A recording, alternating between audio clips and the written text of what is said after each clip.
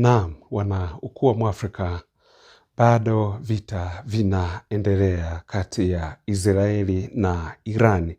Na mambo ni mengi kweli kweli.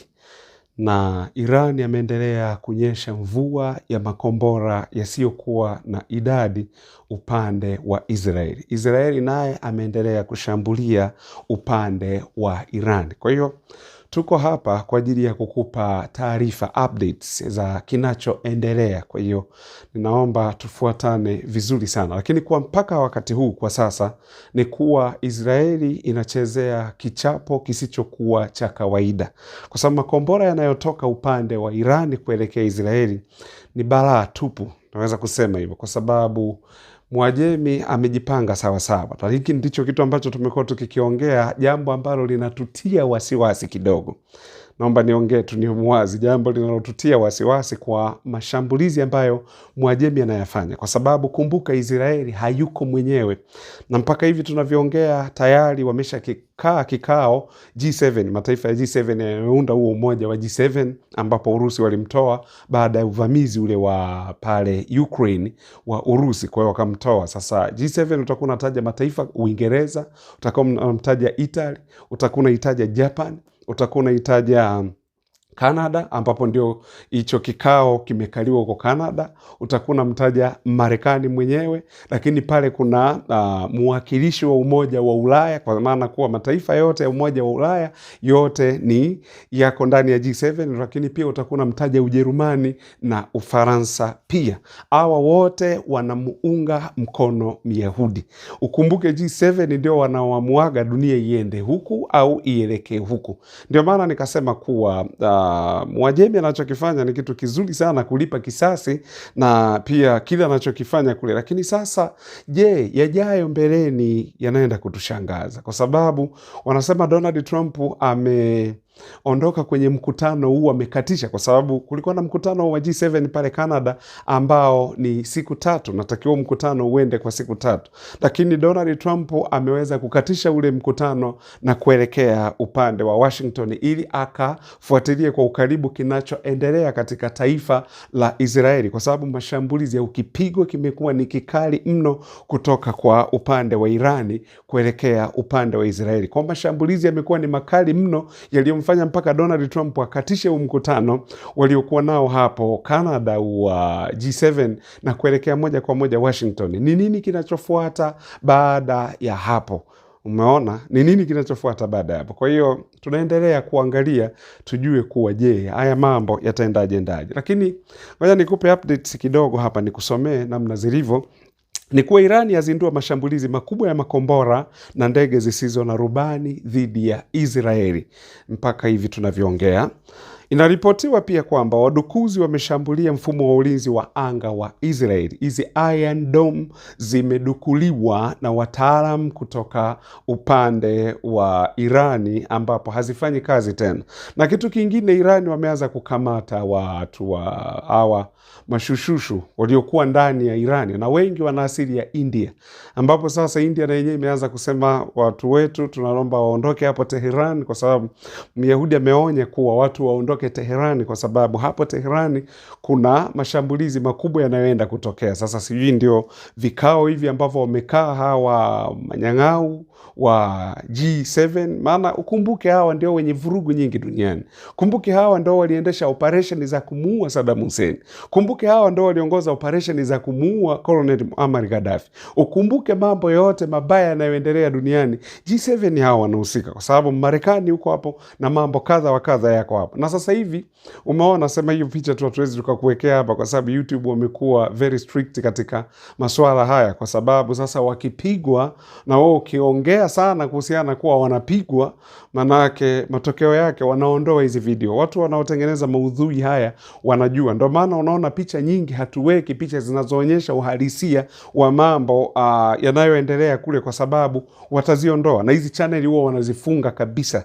Kwa tunaombeni muelewe ndugu zangu. nguni. Maana wengine wanasema hebu tupeni ushahidi. Hatuwezi kuweka hapa kwenye YouTube. Ndio maana tumekuwa tukitangaza ile namba kuwa wewe ukijiunga, ukipiga hiyo namba ambayo nitakutajia hapa, utajiunga kwenye group la Wababe wa Kivita. Kule ndio kuna updates zote na picha zote kule tunaweza kuziweka. Lakini hapa YouTube uwezo ukaziweka kwa sababu wanaziondoa. Kumbuke hilo. Kwa hiyo ndio maana mnaona taarifa nyingi tunaziongea hazina ushahidi wa picha kwa hapa YouTube, kwa sababu ukifanya hivyo kwa haraka haraka wanakuwa wanaondoa. Lakini niendelee hapa. Kuna ripoti kwamba takriban drone 140 na makundi ya makombora yamerushwa kuelekea upande wa Israeli. Na ukumbuke Israeli na Iran pana umbali wa kilomita kama 2000. Miamba hawa wa Ajemi wameweza kutengeneza makombora, kwa sababu Myahudi hana makombora ya kurusha kutokea Israeli moja kwa moja kuipiga Irani, anatumia ndege. Ndio maana unaona haya makombora yake ni air to surface missiles, wakati huyu Mwajemi ni surface to surface missiles, kwa sababu ndio maana unakuta na ya launch kutokea hapo yaende moja kwa moja upande wa Israeli kwenda kupiga. Lakini kwa mashambulizi haya Israeli ingeshafutwa siku 2 nyuma kwa mashambulizi ambayo Mwajemi anayafanya, kwa sababu wakuta watu wanalalamika, mbona hatupati updates za madhara aliyoyafanya Irani huko Israeli? Kama nilivyokuambia, sababu mojawapo inakuwa ni hiyo. Ipo hivi, Israeli ina mfumo wa ulinzi wa anga ambao mpaka sasa umezuia zaidi ya makombora 200 hatari. Na imebidi sasa Irani atumie hypersonic ballistic missiles ambayo ni hatari kubwa, lakini bado zimefika chache kwa sababu ya kwa sababu ya mifumo ya ulinzi ambayo ndo tunaambiwa sasa Wajemi wamejaribu kuidukua, na sasa hivi mingi haifanyi kazi. Ndio maana mashambulizi mengi yamekuwa yakiingia, kwa sababu bila mfumo wa ulinzi wa Israeli, basi mpaka muda huu kusingekuwa na taifa linaitwa Israeli, kungekuwa ni majivu tu. Wakati Israeli anapigana vita na jeshi la Irani, muda huo Irani ana target raia wasio kuwa huko hata na kisu kwa Israeli, mojawapo ya Tel Aviv. Kwa hiyo ukisema neno hypersonic manake linamaanisha kasi inayozidi mara 5 kasi ya sauti, ambayo sasa linaenda mara 5 ya sauti. Na kombora la ballistic ambalo ni ballistic missile ni aina ya kombora linalotumia mwendo wa projectile kupeleka kichwa cha kombora targeted area, kwenye eneo ambalo wamelilenga kuwa atakiwa ipige hapa, kwa sababu kombora hushushwa na injini za rocket zinazoipeleka juu angani, mara nyingi nje ya anga la hewa ya dunia. Baada ya injini kuzima, kombora huenda kuruka kwenye njia ya duara inayoendelea kama projectile, ikitumia nguvu za mvutano. Katika awamu hii ndio tunaweza kufikia urefu mkubwa sana hadi maelfu ya kilomita, na kwa makombora ya masafa marefu kama intercontinental ballistic missiles husafiri nje ya anga yetu yenye oxygen. Kwa kichwa cha kombora hujitenga na sehemu ya injini na kuanza kurudi kuingia kwenye anga hewa ya dunia kuelekea eneo lilipotumwa ili kombora. Ni katika awamu hii ya kurudi kuingia kwenye anga hewa ndipo kombora la balistiki hufikia kasi ya hypersonic ambayo ni Mach 5+. Hiyo kasi ambayo kitaalamu inaitwa hivyo, inaitwa Mach +5. Lakini ripoti zinaonyesha kwamba Irani imefanya mashambulizi makubwa dhidi ya Israeli kwa kutumia makombora ya balistiki, na baadhi ya ripoti zikidai kuwa walitumia makombora ya hypersonic baada ya balistiki za kawaida kufeli kutokana na mifumo ya ulinzi ya Israeli. Kuna vyanzo vinavyodai kwamba makombora ya hypersonic kama vile Fatah 1 ya Irani yamefanikiwa kupenya mifumo ya ulinzi ya anga ya Israeli, ikiwemo Iron Dome na David's Sling, na kusababisha uharibifu katika maeneo mbalimbali kama Tel Aviv na Haifa, ambayo ndio miji imepigwa sana, kwa sababu Haifa ni mji wa kibiashara kwa upande wa Israeli. Tel Aviv ndiko huko wakazi wengi wanakaa, lakini mambo mengi, kambi za kijeshi, masuala ya kijeshi, usalama wa taifa la Israeli ni huko Tel Aviv. Vyanzo vingine pia vinasema kuwa makombora mengi ya balistiki yalirushwa na baadhi yao yalipenya ulinzi wa Israeli. Hata hivyo, maafisa wa kijeshi wa Israeli wamesema kuwa makombora yaliyozinduliwa na Irani hayakuwa hypersonic na kwamba hawana makombora ambayo hawajui jinsi ya kuyazuia. Walisema makombora hayo yanafanana na yale yaliyotumwa mwezi Aprili na Oktoba, na Iran imeripoti vifo vya takriban 224, wengi wao ni raia wa pembezoni, pamoja na majeruhi 1200. Israeli inaathiriwa na vifo 14 mpaka 18 na majeruhi takriban 390 mpaka 500. Na vituo vya nyuklia na mafuta Irani, makazi na miundombinu vimeripotiwa kupigwa na Israeli. Kumbukwe kuwa uharibifu wa nyumba, viwanda na viwanja vya ndege. Israeli inakusudia kuondoa tishio la nyuklia kwa kuwaua viongozi wakuu wa IRGC na kupunguza uwezo wa kijeshi wa Irani.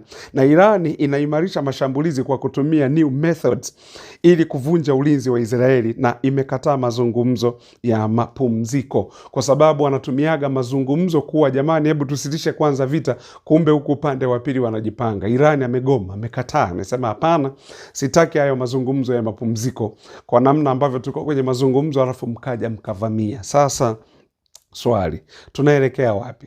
Tayari ni kwamba tuko kwenye vita vya 3 vya dunia, kwa sababu na tunakuwa na wasiwasi sana upande wa Irani kwa sababu ya washirika ambao Israeli anao. Hao washirika wa Israeli wamejiengage moja kwa moja kwenye mgogoro, tofauti na washirika wa Irani ambao wao wako pembeni, ni kwa pembeni, kwa sababu inaaminika pia kuna ndege imeingia ndani ya Israeli, imeshambulia bila kuonekana na haijajulikana ni ndege imetengenezewa wapi, na mifumo ya ulinzi imeshindwa kutambua, na rada zimeshindwa kuona hii ndege. Kwa hiyo inaaminika inawezekana ni ndege ya China au Urusi, kwa sababu kwa sasa Irani tunakumbuka hana ndege. Kumbuke ile ana makombora ya surface to surface missiles.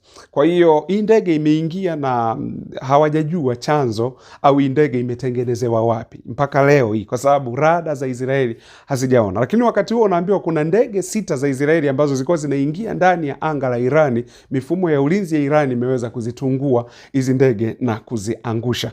Kwa hiyo sasa ndio bana unaona na kuambia, kwa sababu ukiangalia upande wa Israeli, wao washirika wao wanajiengage moja kwa moja kwenye hivi vita, tofauti na upande wa Irani ambapo washirika wao wako pembeni. Pengine ni kwa sababu ya kuepusha migogoro, dunia isiingie kwenye vita ya 3 ya dunia, pengine ndio maana washirika wa Irani wao wamekaa pembeni, kwa sababu ungejiuliza kwa nini hawajaingia moja kwa moja, lakini wamekaa pembeni kwa sababu ya pengine ni kuepusha hii migogoro. Sasa dunia tena ikianza kupitia kwenye changamoto hii itakuwaje? Wamejifunza kutokana na vita vya kwanza vya dunia, vita vya pili vya dunia, ni hawa wa upande huu wa magharibi ambao walisababisha. Sasa itakuwa ni vita kati ya mashariki na magharibi, tutaingia kwenye vita vya 3 vya dunia.